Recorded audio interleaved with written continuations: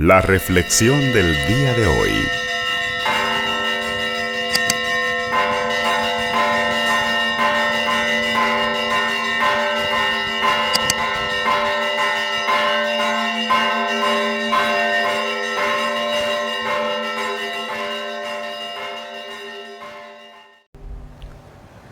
El Señor esté con ustedes. Lectura del Santo Evangelio según San Marcos. En aquel tiempo Jesús se retiró con sus discípulos a la orilla del mar, seguido por una muchedumbre de galileos. Una gran multitud procedente de Judea y Jerusalén, de Idumea y Transjordania, y de la parte de Tiro y Sidón, habiendo tenido noticias de lo que Jesús hacía, se trasladó a donde él estaba. Entonces rogó Jesús a sus discípulos que le consiguieran una barca para subir en ella, porque era tanta la multitud que estaba a punto de aplastarlo. En efecto, Jesús había curado a muchos, de manera que todos los que padecían algún mal se le echaban encima para tocarlo. Cuando los poseídos por espíritus inmundos lo veían, se echaban a sus pies y gritaban: «Tú eres el Hijo de Dios». Pero Jesús les prohibía que lo manifestaran. Palabra del Señor.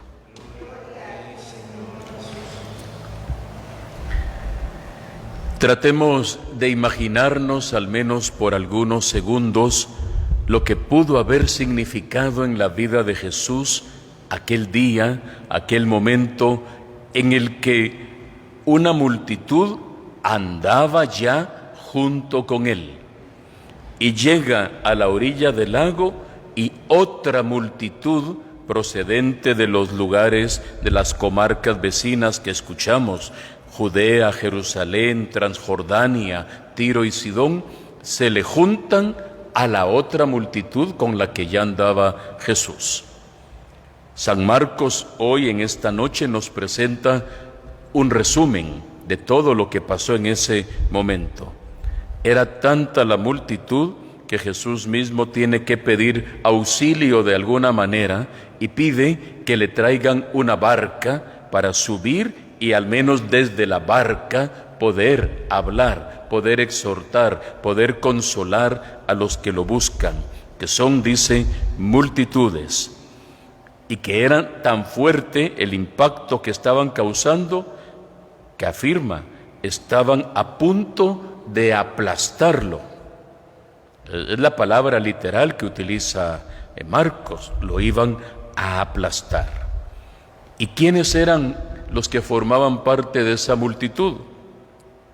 Por un lado, todos los que ya habían sido beneficiados por algún milagro, todos los que habían presenciado la prédica en alguno de los momentos en las comarcas vecinas, todos aquellos que de alguna manera habían experimentado paz, consuelo, fortaleza, todos aquellos que experimentaban, como hemos escuchado ya en los primeros capítulos de San Marcos, malos espíritus, otros aquejados por una innumerable cantidad de enfermedades. Se nos mencionan ciegos, cojos, leprosos, paralíticos, y junto con ellos otros que habían oído, que tenían curiosidad, que querían tener un acercamiento con Jesús. Es un conjunto de personas en diversas situaciones, en diversas actitudes. Ahora sí pudiéramos pensar algo que nos tiene también que cuestionar a nosotros. ¿Qué buscaba la mayoría? ¿Qué piensa usted que buscaba la mayoría?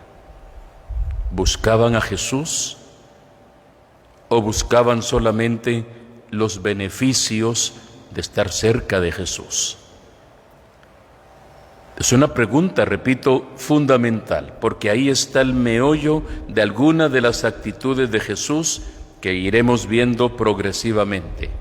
Él llegará incluso a reprochar en algún momento: es que ustedes me buscan, por ejemplo, porque les di de comer, hablando de la multiplicación de los panes y de los peces. Ustedes me buscan como aquellos leprosos, que eran 10 y que porque tenían necesidad me buscan, pero luego ya no agradecen y no caminan conmigo. Mucha de esa gente que lo buscaba era por un punto muy sencillo: necesitaban algo. Y Jesús condesciende y se los concede, pero notemos que muchas veces pide fe. Muchas veces les pide: síganme, caminen conmigo, estén junto a mí, porque el Señor no ha venido solamente para hacer milagros.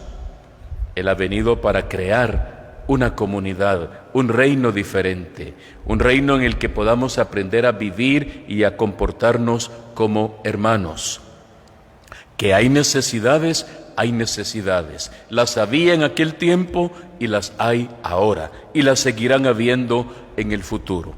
Pero sí nos debe quedar muy claro algo que Jesús remarcará varias veces: hay que buscarlo a Él, nos dé o no nos dé, nos conceda o no nos conceda lo que pedimos.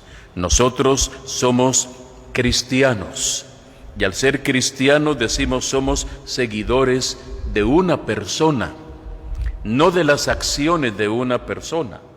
Somos seguidores de una persona, de Jesús, nuestro Señor y Salvador, que hoy en la carta a los Hebreos, en esta lectura continua que vamos haciendo, hoy ya se nos presenta como el sumo y eterno sacerdote, aquel que es capaz de interceder por nosotros permanentemente, porque dice: ingresó al santuario del cielo y se ha sentado en el trono poderoso. Y desde ahí, dice el autor de la carta a los Hebreos, tenemos la seguridad que tenemos a un sumo sacerdote tan excelente que está sentado a la derecha del trono como ministro del santuario. ¿Qué busca usted realmente cuando se acerca a Jesús? ¿Qué le pedimos en nuestra oración al Señor? ¿Qué es lo que al Señor le gusta que le pidamos? Necesidades, repito, tenemos muchas. ¿Que no le gusta a Jesús que le pidamos? Le gusta. Él nos ha dicho: pidan y recibirán, busquen y encontrarán. Pero en ese buscar y en ese pedir, pudiéramos pensar cuántas veces le hemos pedido a Jesús aspectos espirituales, más que materiales. Ayúdame, Señor, a no ser, por ejemplo, perezoso. Ayúdame, Señor, a mejorar y ya no ser egoísta. Ayúdame, Señor, a experimentar en mi vida el don del agradecimiento y el poder compartir con los demás. Ayúdame, Señor, a dominar este pecado dominante o esta actitud negativa que tengo en mi vida. Ayúdame, Señor, a dejar este comportamiento que yo sé que les cae mal a aquellos que conviven, que comparten conmigo, que trabajan conmigo, que estudian conmigo. Ayúdame, Señor, a no ser tan hablador, tan habladora. Ayúdame, Señor, a moderar mis expresiones, mis enojos. Ayúdame, Señor, a ser más comprensivo, más servicial. Ayúdame, Señor, a ser más santo, porque a la larga, ¿qué nos pide el Señor según el Evangelio de San Mateo, capítulo 5, versículo 47? Ustedes sean santos, como mi Padre es santo. Dame, Señor, sabiduría, por ejemplo, los que son papás. Dame sabiduría para guiar y acompañar a mis hijos, para formarlos de la mejor manera. El esposo y la esposa pueden pedir tantas gracias espirituales que les hacen falta para ser comprensivos, para ser tolerantes, para ser moderados, tantas cosas y aspectos espirituales que pudiéramos pedir y que son carencias que tenemos en el mundo de hoy.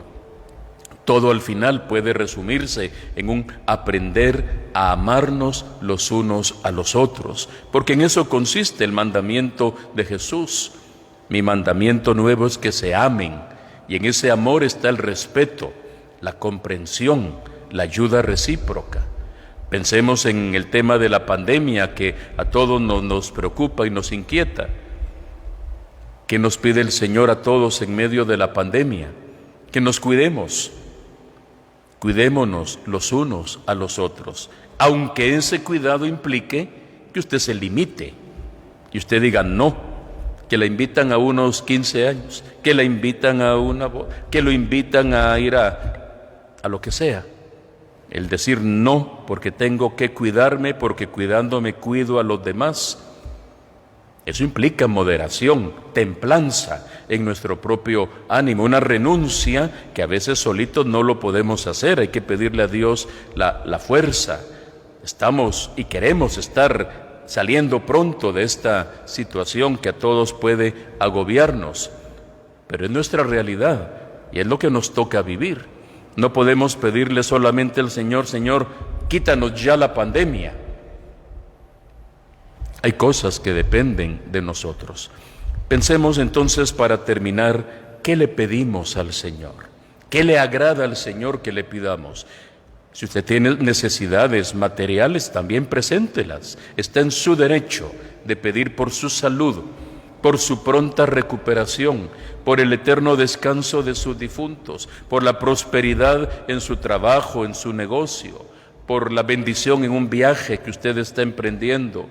Usted puede pedir todo, el Señor no nos ha puesto límites, pero pidamos también aquello que es lo que más conviene, que es lo que va para adentro, la parte espiritual, que es la que tal vez abandonamos muchas veces, y podemos pedir prosperidad que no nos va a conducir a la felicidad, puede ser totalmente lo contrario.